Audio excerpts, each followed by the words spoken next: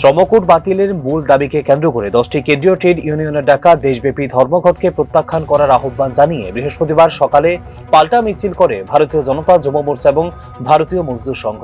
প্রেক্ষিতে ঘোষিত ধর্মঘটকে ঘিরে রাজনৈতিক ও শ্রমিক মহলে সাময়িক উত্তেজনা লক্ষ্য করা যায় রাজধানী আগরতলায়।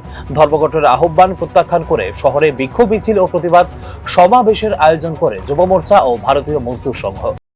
অ্যাকচুয়ালি আপনারা সকলেই জানেন যে এই গণতন্ত্রের ভিতরে সকলেরই অধিকার আছে যার যার কথা বলার মতো, কিন্তু আমরা চাইছি যে সাধারণ পাবলিককে যাতে কোনো রকম হ্যাম্পার না করে সবাই যার যার আলোচনা রাখতেই পারে, তাদের দাবি দেওয়া রাখতেই পারে, সেটাতে আমাদের কোনো আপত্তি নেই, কিন্তু সাধারণ পাবলিক যাতে তারা কোনো রকম হ্যাম্পার না হয়। আমরা শুনেছি যে এখানে দাঁড়িয়ে একটা গসিপিং চলছিল, একটা হ্যাম্পারিং করার একটা প্ল্যান চলছিল।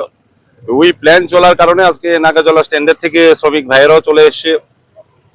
তো যেহেতু আমাদের শ্রমিক ভাইয়েরা সবাই চলে এসছে, বাস মালিকরাও চলে এসছে, তো সেই কারণে আমাদের যুব মোর্চার সভাপতি পদ্মনাভ সাহা আমাকে বললেন যে দাদা এমন এমন হয়েছে, সবাই তো এখানে চলে এসছে, কি করা। তো আমি আসলাম, দেখলাম যে ঠিক আছে, গণতান্ত্রিক উপায়ে যদি কেউ মনে করে মিছিল করবে তা তো করতেই পারে, কিন্তু সাধারণ পাবলিক যাতে কোনো রকম হ্যাম্পার না হয় এই জিনিসটা দেখার জন্য আমরা এখানে এসেছি। কোনোদিকে আপনারা সকলেই দেখতে পাচ্ছেন যে নাগারজোলা থেকে আরম্ভ করে সবকিছুই সকাল থেকেই সবকিছু ঠিকঠাক আছে, আমরা চারিদিকে দেখতে পেলাম। সেই জায়গাতে এখন কর্মনাশা সেই বন্ধকে কেউই সাপোর্ট করে না, সেই কারণে বন্ধ পুরোপুরি একদম অসফল, সেদিক থেকে কোনো নির্দ্বিধায় আমরা বলতে পারি। বিক্ষোভকারীরা মিছিল শুরু করে পরিক্রমা করেন শহরের প্রধান প্রধান সড়ক পথ। হাতে সংগঠনের পতাকা নিয়ে ধর্মঘটের বিরুদ্ধে স্লোগান তোলেন তারা। ধর্মঘটকে জনবিরোধী ও অযৌক্তিক আখ্যা দিয়ে এই ধরনের কর্মসূচি সাধারণ মানুষের স্বাভাবিক জীবনযাত্রা ব্যাহত করে। বিশেষত দিনমজুর, ছোট ব্যবসায়ী, পরিবহন কর্মী ও ক্ষুদ্র উদ্যোক্তারা অর্থনৈতিকভাবে ক্ষতিগ্রস্ত হন বলে অভিযোগ করেন সংগঠনের নেতৃত্ব।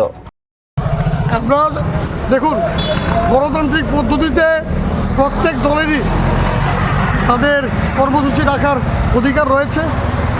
যেদিকে আমাদের মাননীয় মুখ্যমন্ত্রী প্রফেসর ডক্টর মানিক সাহাজি সবসময় বলে থাকেন যে গণতন্ত্র যেন সুস্থ থাকে, সবল থাকে।